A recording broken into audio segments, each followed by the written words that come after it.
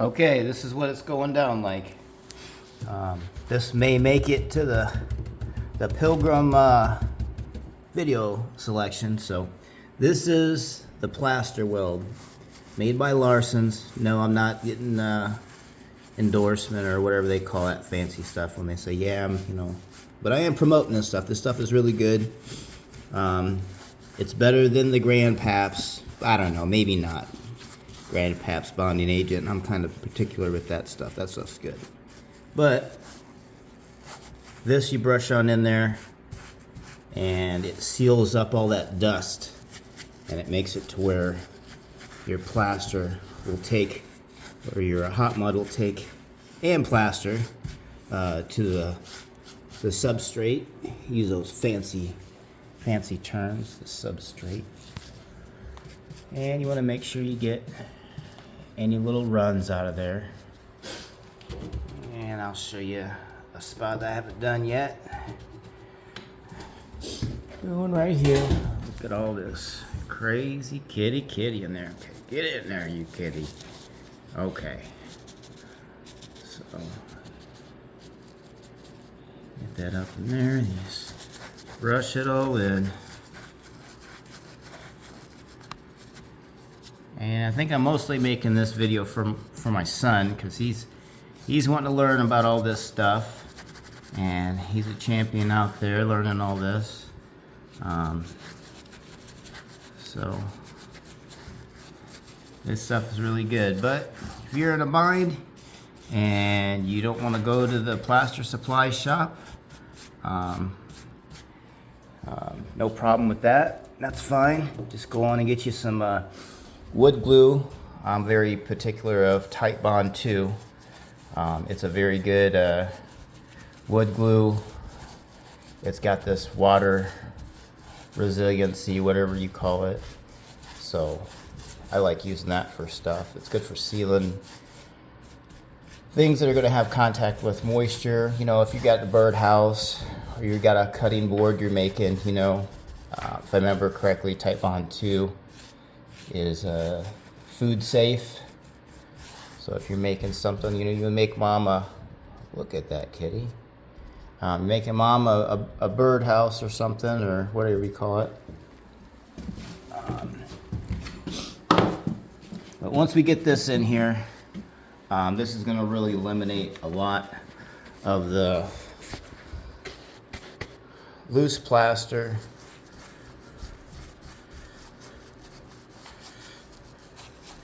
I'm not doing the, what do you call it? I'm not going to do the lightweight hot mud as a base. Other people, they do that, and that's fine. They can do that all day long. That's great.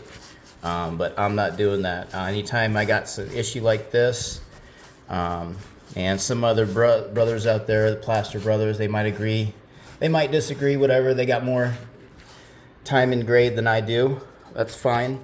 But if I got any structural stuff going on that's questionable, I will always want to use Durabond as my base to fill in, because I'll go back after this and I will use my Durabond 90 minute, because it gives me a little bit more time to work with it. And I'll do a main backfilling with that Durabond 90. And I'm telling you, when you use that stuff, when it sets up, that stuff will set up underwater. It'll set up in a bucket full of water. It's that heavy duty. You want to get all up in these, the crevices really good. If you can get it inside those keys, that's what they call these little spots in there, the keys. But what you're doing is you really want to eliminate the dust, and you are given a good surface for the new plaster or whatever you use in modern day equivalent to take. And I like to go over and I try to let you get the if there's any loose sand in there from the old plaster, try to get that off there, because it may not be a big deal, but that'll raise up your mesh. When you put your mesh over here, you don't want to have, and you do not use tape.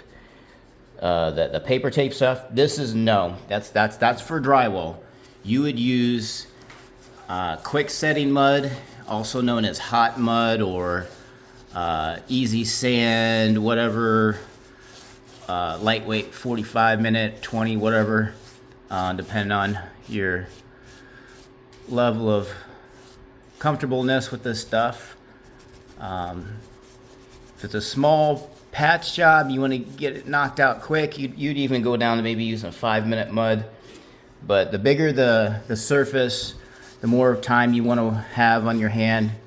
If you're just a lone pilgrim doing this stuff by yourself and you don't got an apprentice or an extra help to have you clean out your stuff, you got somebody helping you clean out your stuff, yeah, you can use a quicker setting mud, like a 20-minute, and knock the stuff out relatively quickly.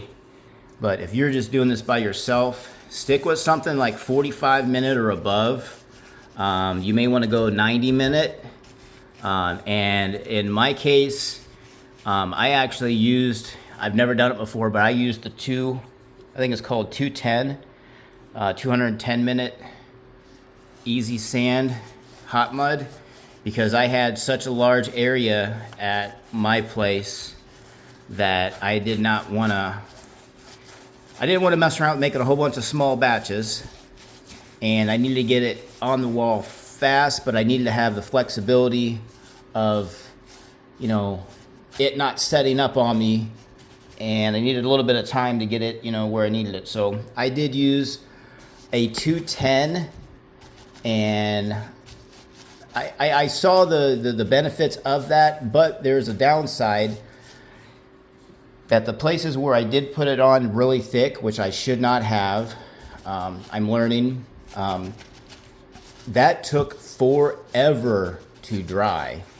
And as I was going through, what I had to do was I actually scraped off some, let the surface below it dry, and then I went on and proceeded with a 45-minute. So it all depends on what you're doing.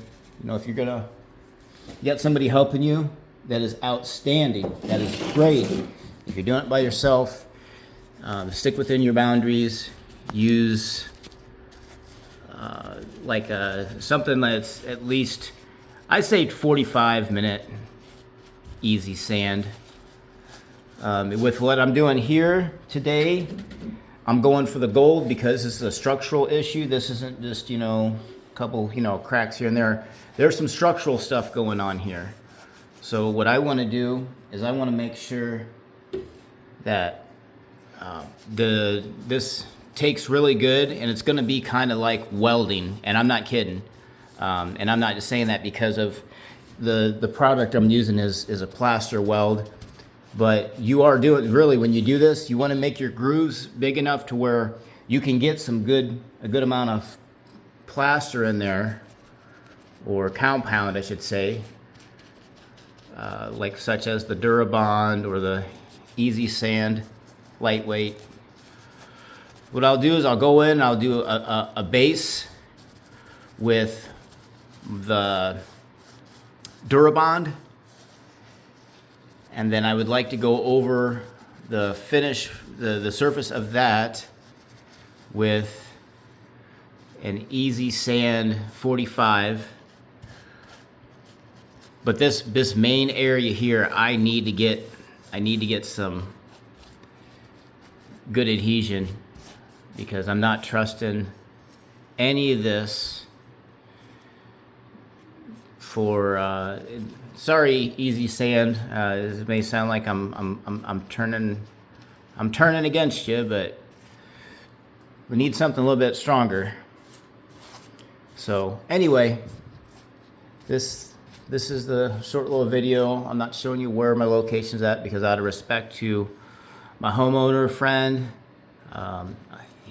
he didn't want this published. I don't know. He might have changed his mind, but at least giving him the courtesy. But if those who know,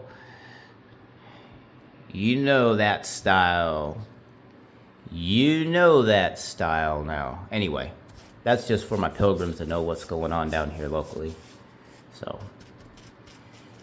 but anyway, hopefully the Lord bless you in your endeavors as you do your home improvement stuffs. And like I said, you in a bind, you can't make it and get the good stuff, well, you make the good stuff. And I'll give a shout out to Tight Bond for making such wonderful products, because that is my go-to carpenter glue now, that I've used some different glues. But that's what I got going on. I got quite a bit more area to cover. So I'm gonna catch you on the next one, pilgrims. Till then, you have a good day and keep your staff in hand. Pilgrim out.